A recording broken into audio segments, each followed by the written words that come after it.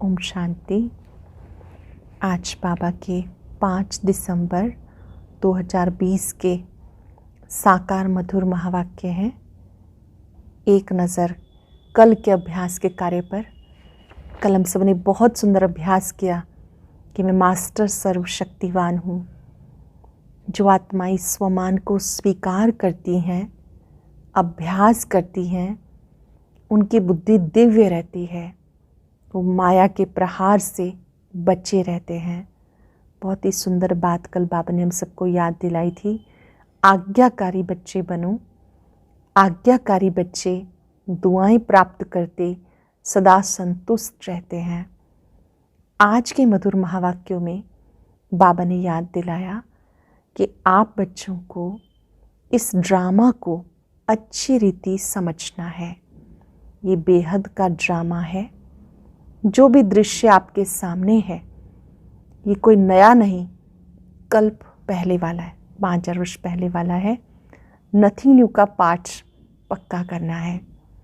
फिर बाबा ने घर चलने की तैयारी बताई। हम सभी जानते हैं कि अब ये चक्र पूरा हो रहा है। सभी आत्माओं को घर लौटना है, मूल वतन में जाना है। तो जब घर जाना है तो उसकी तैयारी करनी है, और वो तैयारी है देही अभिमानी बनने की। बार बार अपने को देह से न्यारी आत्मा निश्चय करना है। उस देही के स्वरूप में स्थित हो जाएंगे तो अंत मध्य सुगति हो जाएगी। बहुत ही सुंदर बात बाबा ने आज के वरदान में समझाई कि कोई भी कार्य त्रिकालदर्शी साक्षी दृष्टा की सीट पर सेट होकर करो, सोच समझ कर कार्य करो, तो आप कर्म बंधन में नहीं फंसेंगे। कर्म करेंगे वो कर्म योग कहलाएगा, बंधनों में नहीं फंसेंगे। साक्षी दृष्टा अर्थात जो कोई भी दृश्य को देखता है, समझता है, लेकिन तुरंत प्रतिक्रिया नहीं करता। फिर बाबा ने माया से सावधान रहने की बात कही कि बच्चे, अगर चलते चलते आपको माया घेर भी लेती है, परेशान करती है, फिर से करो पुरुषार्थ। थक नहीं जाना, रुक नहीं जाना। बाबा तो आते ही सबको मीठे बच्चे, प्यारे बच्चे कहकर सदा अपने पास बुलाते रहते हैं। माया के किसी भी रूप को देखकर डर नहीं जाना, घबरा नहीं जाना। अब हम सुनते हैं बाबा के मधुर महावाक्य, बाबा के शब्दों में। बाबा ने कहा, मीठे बच्चे, अब घर जाना है, इसलिए देही अभिमानी बनो। एक बाप को याद करो तो अंत मध्य सुगति हो जाएगी। अब घर जाना है, इसलिए देही अभिमानी बनो। एक बाप को याद करो तो अंत मध्य सुगति हो जाएगी। क्वेश्चन है, वंडरफुल बाप ने तुम्हें कौन सा वंडरफुल राज सुनाया है? बाबा वंडरफुल है ना। एक ही ज्योति स्वरूप बाबा पिता, शिक्षक, सतगुरु है। सर्व संबंधों से वो साथ निभाने वाला है। उसने वंडरफुल राज कौन सा सुनाया? बाबा कहते, बच्चे, ये अनादि अविनाशी ड्रामा बना हुआ है। इसमें हर एक का पार्ट नूंधा हुआ है। कुछ भी होता है नथिंग न्यू। बाबा कहते, बच्चे, इसमें मेरी भी कोई बड़ाई नहीं, मैं भी ड्रामा के बंधन में बंधा हुआ हूँ। ये वंडरफुल राज सुनाकर बाबा ने जैसे अपने पार्ट का महत्व कम कर दिया। बाबा का पार्ट तो वंडरफुल है। हर कल्प बाबा संगम युग पर आते हैं हमें पढ़ाने के लिए, समझाने के लिए। गीता, आखिर वो दिन आया आज। ओम शांति। मीठे मीठे रूहानी बच्चे गीत गा रहे हैं। बच्चे समझते हैं कल्प के बाद फिर से हमें धनवान, हेल्दी वेल्दी बनाने, पवित्रता, सुख, शांति का वर्षा देने बाबा आए हैं। फिर से हेल्दी वेल्दी बनाने, धनवान बनाने, सुख शांति का वर्षा देने बाबा आए हैं। ब्राह्मण लोग भी आशीर्वाद देते हैं, आयुष्मान भव, धनवान भव, पुत्रवान भव। तुम बच्चों को तो वर्षा मिल रहा है, आशीर्वाद की कोई बात नहीं। बच्चे पढ़ रहे हैं, जानते हर 5000 वर्ष के बाद बाबा आकर के हमें मनुष्य से देवता बनाते हैं, नर से नारायण बनने की शिक्षा देते हैं। बच्चे जो पढ़ते हैं वो जानते हैं हम क्या पढ़ रहे हैं और हमें पढ़ाने वाला कौन। हम क्या पढ़ रहे हैं, मनुष्य से देवता बनने की पढ़ाई, पढ़ाने वाला कौन, उसमें भी नंबरवार पुरुषार्थ अनुसार जानते हैं। ये तो कहेंगे ही, हम बच्चों को मालूम है ये राजधानी स्थापन हो रही है, वाडिटी किंगडम स्थापन हो रही है, आदि सनातन देवी देवता धर्म की स्थापना हो रही है। पहले शूद्र थे, फिर ब्राह्मण बने, फिर देवता बनना है। दुनिया में किसी को पता नहीं कि हम शूद्र वर्ण के हैं। तुम बच्चे समझते हुए तो सत्य बात है, बाबा सत्य बताकर सच्चखंड की स्थापना कर रहे हैं। सत्युग में झूठ पाप आदि कुछ नहीं होता, कलयुग में ही अजामिल पाप आत्माएं होती हैं। ये समय बिल्कुल रौरव नर्क का है। कलयुगी दुनिया में जो समय चल रहा है रौरव नर्क का है। दिन प्रतिदिन रौरव नर्क दिखाई पड़ेगा। मनुष्य ऐसा सा कर्तव्य करते रहेंगे जो समझेंगे बिल्कुल ही तमो प्रधान दुनिया बनती जा रही है। इसमें भी काम महाशत्रु है, कोई मुश्किल पवित्र शुद्ध रह सकता है। आगे फकीर लोग कहते थे ऐसा कलयुग आएगा जो 12-13 वर्ष की कुमारियां भी बच्चा पैदा करेंगी। अब वो समय है, कुमार कुमारियां आदि सब गंध करते रहते, जब बिल्कुल तमो प्रधान बन जाते तब बाबा कहते मैं आता हूँ, मेरा भी ड्रामा में पार्ट है, मैं भी ड्रामा के बंधन में बंधा हुआ हूँ। तुम बच्चों के लिए कोई नई बात नहीं, बाबा समझाते ही ऐसे हैं। चक्र लगाया, नाटक पूरा होता। अब बाबा को याद करो तो तुम सतो प्रधान बन जाएंगे, सतो प्रधान दुनिया के मालिक बन जाएंगे। कितना साधारण रीति समझाते। बाप को अपने पार्ट को इतना महत्व नहीं देते, ये तो मेरा पार्ट है ना। बाबा कहते मेरा तो पार्ट है बच्चों को पढ़ाने का, पतित से पावन बनाने का, ये कोई नई बात नहीं। हर 5 वर्ष के बाद मुझे आना पड़ता है। ड्रामा में मैं बंधाई मान हूँ। आकर तुम बच्चों को बहुत सहज याद की यात्रा बताता हूँ। अंत मते सो गते, वो इस समय के लिए कहा जाता। अंत समय अगर प्रभु स्मृति है तो अगला जन्म बहुत अच्छा होगा। ये अंत काल है। बाबा युक्ति बताते माँ में कम याद करो तो सतो प्रधान बन जाएंगे। केवल एक मुझे याद करो तो सतो प्रधान बन जाएंगे। बच्चे भी समझते हम नई दुनिया के मालिक बनेंगे। बाबा घड़ी घड़ी कहते नथिंग न्यू। एक जिन की कहानी सुनाते हैं, उसने कहा काम दो तो कहा सीढ़ी उतरो और चढ़ो। बाबा कहते खेल भी उतरने और चढ़ने का है। पतित से पावन, पावन से पतित बनना ही है। ये कोई डिफिकल्ट बात नहीं है, बहुत सहज।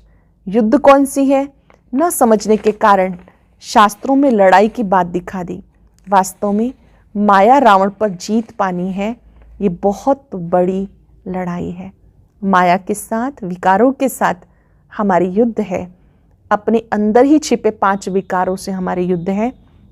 बच्चे देखते हम घड़ी घड़ी बाबा को याद करते हैं, फिर याद टूट जाती है, माया दीवा बुझा देती है। इस पर गुल बकावली की कहानी है। गुल बकावली की कहानी में एक राजकुमारी के पास जो भी वर्ण के लिए आते हैं राजकुमार, बिल्ली आती है, दीपक बुझा जाती है और परास्त कर देती है। और एक राजकुमार बड़ी हिम्मत से ये बात कह देता है कि बिल्ली को समीप नहीं आने देना। इस प्रकार बाबा कहते हैं आपके पास भी माया रूपी बिल्ली आती है, दीपक बुझा देती है, इसको अपने पास नहीं आने देना। बच्चे जीत पाते हैं, बहुत अच्छे चलते हैं, माया आकर दीवा बुझा देती। बच्चे भी कहते बाबा माया के तूफान बहुत आते हैं। तूफान भी अनेक प्रकार के बच्चों के पास आते। कभी कभी ऐसे तूफान जोर से आते हैं जो 8-10 वर्ष के पुराने अच्छे अच्छे झाड़ भी गिर पड़ते हैं।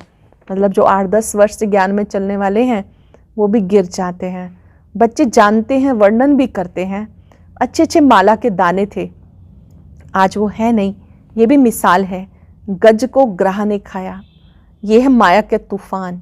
बाबा कहते हैं इन विकारों से अपनी संभाल करो। 5 विकारों से अपनी संभाल करो। याद में रहेंगे तो मजबूत हो जाएंगे। देही अभिमानी बनो, ये शिक्षा बाबा एक बार ही देते हैं। ऐसा कभी कोई कहेंगे नहीं कि तुम आत्म अभिमानी बनो। और कहीं किसी सत्संग में कोई ये बात नहीं कहेगा कि आत्म अभिमानी बनो। सत्युग में भी ऐसा नहीं कहेंगे। नाम रूप देश काल सब याद रहता है। इस समय तुम्हें समझाता हूँ, अब वापस घर जाना है। तुम सतो प्रधान थे, सतो रजो तमो में तुमने पूरे 84 जन्म लिए, उसमें भी नंबर 1 ये ब्रह्मा है। औरों के 83 जन्म भी हो सकते हैं, इनके लिए पूरे 84 जन्म। ये पहले पहले श्री नारायण थे, इनके लिए कहते गोया सबके लिए समझ जाते। बहुत जन्मों के अंत में ज्ञान लेकर फिर वो नारायण बनते। झाड़ में भी दिखाया, यहाँ श्री नारायण, पिछाड़ी में ब्रह्मा खड़ा है। बाबा कहते हैं मैं ब्रह्मा तन में आता हूँ। उनको कल्प वृक्ष में नीचे भी दिखाया है तपस्या करते हुए, झाड़ के अंत में भी दिखाया है। इनके बहुत जन्मों के अंत में बाबा प्रविष्ट होते हैं। नीचे राजयोग सीख रहे हैं। प्रजापिता को कभी परम पिता नहीं कहेंगे, परम पिता एक को कहा जाता है, प्रजापिता फिर इनको कहा जाता है। ये देहधारी है। बाबा ने दोनों में अंतर स्पष्ट किया। एक तरफ प्रजापिता ब्रह्मा, फिर परम पिता। प्रजापिता भी परम पिता को याद करते हैं, ब्रह्मा बाबा भी शिव बाबा को याद करते हैं। ये तो ब्रह्मा देहधारी है और वो विदेही विचित्र है। लौकिक बाप को पिता कहेंगे, इनको प्रजापिता कहेंगे। वो परम पिता तो परम धाम में रहते हैं, प्रजापिता ब्रह्मा परम धाम में नहीं कहेंगे। वह तो यहाँ साकारी दुनिया में हो गया, सूक्ष्म वतन में भी नहीं। प्रजा तो है स्थूल वतन में। प्रजापिता को भगवान नहीं कहा जाता, भगवान का कोई शरीर का नाम नहीं। मनुष्य तन जिस पर नाम पढ़ते हैं उनसे वो न्यारा है। आत्माएं वहाँ रहती हैं तो स्थूल नाम रूप से न्यारी हैं, परंतु आत्मा तो है ना। साधु संत आदि कुछ नहीं जानते, वो लोग सिर्फ घर बार छोड़ते हैं, बाकी दुनिया के विकारों के अनुभवी तो है ना। छोटे बच्चे का कुछ भी पता नहीं, छोटे बच्चे को भी कुछ पता नहीं, इसलिए उनको महात्मा कहते हैं। 5 विकारों का उन्हें पता ही नहीं। छोटे बच्चे को पवित्र कहा जाता। इस समय कोई पवित्र आत्मा हो नहीं सकता, छोटे से बड़ा होगा फिर भी पतित तो कहेंगे ना। बाबा समझाते सबका अलग अलग पार्ट इस ड्रामा में है। इस चक्र में कितने शरीर लेते हैं, कितने कर्म करते हैं जो फिर रिपीट होना है। पहले पहले आत्मा को पहचानना है। छोटी सी बिंदी में 84 जन्मों का अविनाशी पार्ट है। ये सबसे वंडरफुल बात है, नोट कर लेंगे वंडरफुल बात। छोटी सी बिंदी आत्मा में 84 जन्मों का पार्ट है। आत्मा अविनाशी है, ड्रामा भी अविनाशी है, बना बनाया है। ऐसा नहीं कहेंगे कब से शुरू हुआ, कुदरत कहते हैं ना। आत्मा कैसी है, ये ड्रामा कैसे बना हुआ है, इसमें कोई कुछ भी कर नहीं सकता। जैसे समुद्र अथवा आकाश का अंत नहीं निकाल सकते, ये अविनाशी ड्रामा है। कितना वंडर लगता है। जैसे बाबा वंडरफुल, ऐसे ज्ञान भी बड़ा वंडरफुल। कभी कोई बता न सके, इतने सब एक्टर्स अपना अपना पार्ट बजाते हैं। नाटक बना हुआ है, ये कोई प्रश्न उठा नहीं सकता। बहुत कहते हैं भगवान को क्या पड़ी जो दुख सुख की दुनिया बैठकर बनाई। अरे ये तो अनादि है, प्रलय आदि होती नहीं, बनी बनाई है। ऐसे थोड़ा ही कह सकते ये क्यों बनाई। आत्मा का ज्ञान भी बाबा तुम्हें सुनाते। जब समझदार बनते हो तो दिन प्रतिदिन उन्नति को पाते हो। पहले पहले तो बाबा बहुत थोड़ा थोड़ा सुनाते थे, वंडरफुल बातें थी। फिर कशिश तो थी ना, उसने खींचा। भट्टी की भी कशिश थी। शास्त्रों में फिर दिखाया, श्री कृष्ण को कंसपुरी से निकाल कर ले गए। अब तुम जानते हो कंस आदि सतयुग में नहीं होते हैं, ये सारी संगम युग की बातें हैं। बाबा हमें यहाँ से श्री कृष्णपुरी में ले जाते हैं। बाबा समझाते रामायण का अर्थ क्या है, महाभारत का अर्थ क्या है, रावण क्या चीज़ है, दशहरा क्यों मनाते हैं। जो भी देवी देवता थे वो नीचे आते पतित बन गए, रड़ियाँ भी वो मारते जो जास्ती पतित बने, इसलिए पुकारते पतित पावन आओ। ये सब बातें बाबा समझाते। सृष्टि चक्र के आदि मध्यंत को और कोई नहीं जानते। तुम जानने से चक्रवर्ती राजा बन जाते हो। त्रिमूर्ति में लिखा हुआ है, ये तुम्हारा ईश्वरीय जन्मसिद्ध अधिकार है। ब्रह्मा द्वारा स्थापना, शंकर द्वारा विनाश, विष्णु द्वारा पालना। विनाश भी जरूर होना है। नई दुनिया में बहुत थोड़े होते हैं, अभी तो अनेक धर्म हैं। समझते हैं आदि सनातन देवी देवता धर्म अभी है नहीं, फिर ज़रूर वो एक धर्म चाहिए। महाभारत भी गीता से संबंध रखती है। ये चक्र फिरता रहता है, एक सेकंड भी बंद नहीं होता। ये बेहद का चक्र है, चलता रहता है, कभी बंद नहीं होता। कोई नई बात नहीं। बहुत बार राजाई ली, जिसका पेट भरा हुआ होता है वो गंभीर रहते हैं। अंदर में समझते हैं हमने कितनी बार राजाई ली, कल की ही तो बात है, कल ही देवी देवता थे, फिर चक्र लगाकर आज पतित बन गए, फिर हम योग बल से विश्व की बादशाही लेते हैं। बाबा कहते कल्प कल्प तुम ही बादशाही लेते हो, जरा भी फर्क नहीं पड़ सकता। राजाई में कोई कम कोई ऊंच बनेंगे, ये पुरुषार्थ से ही होता है। कोई अच्छा पद पाते हैं, कोई कम पद पाते हैं, पुरुषार्थ से ही होता है। जानते हो पहले हम बंदर से भी बदतर थे, अब बाबा मंदिर लायक बना रहे हैं। जो अच्छे अच्छे बच्चे हैं उनकी आत्मा रियलाइज करती बरोबर हम किसी काम के नहीं थे, अभी हम वर्थ पाउंड बन रहे हैं।